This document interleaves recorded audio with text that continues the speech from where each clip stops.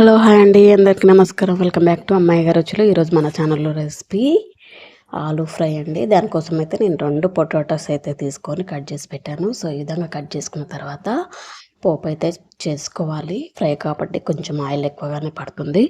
So ఈ విధంగా వీడియోలో చూపించిన విధంగా పోపు చేసుకొని 2 మీడియం సైజ్ ఆనియన్ కూడా వేసుకోవాలి.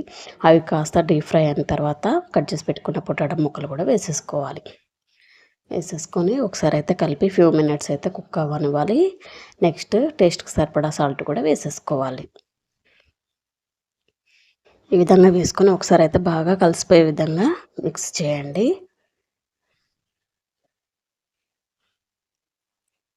చేసిన తర్వాత ఇందులోకి కావాల్సినటువంటి కరివేపాకు కూడా వేసేసుకోండి.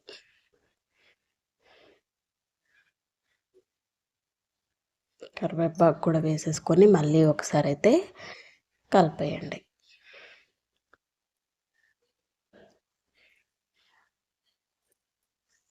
ఈ విధంగా కలుపుకున్న తర్వాత 1 నిమిషం పాటు ఉడికించుకొని ఇందులో కావాల్సినటువంటి చిల్లీ పౌడర్, ధనియా పౌడర్, గరం మసాలా, పసుపు కూడా వేసేసుకొని ఒకసారి అయితే బాగా మిక్సింగ్ అయితే చేసుకోవాలి. నెక్స్ట్ వీడియోలో చూపించిన విధంగా ఫస్ట్ అయితే పసుపు వేసుకోండి, ధనియా పౌడర్, జీలకర్ర పౌడర్ వేసుకొని లాస్ట్కి చిల్లీ పౌడర్ అయితే వేసేయండి. వేసేసి సిమ్లో పెట్టేసి 2 నిమిషాల పాటు కుక్ చేసుకున్నట్లయితే మనకు కావాల్సినటువంటి ఆలు ఫ్రై రెడీ అయిపోతుంది. నేను ఇందులోకి అల్లం వెల్లుల్లి పేస్ట్ వేసానండి. కావాలనుకుంటే మీరు గార్లిక్ కూడా దంచి వేసుకోండి, చాలా బాగుంటుంది ఫ్రైలోకి.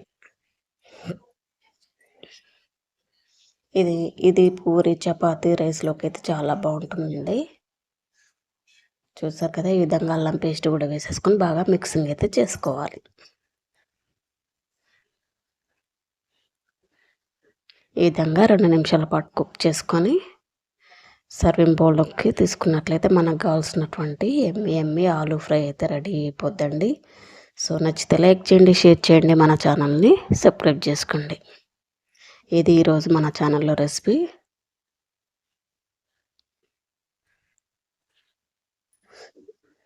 Thank you all of you, keep watching.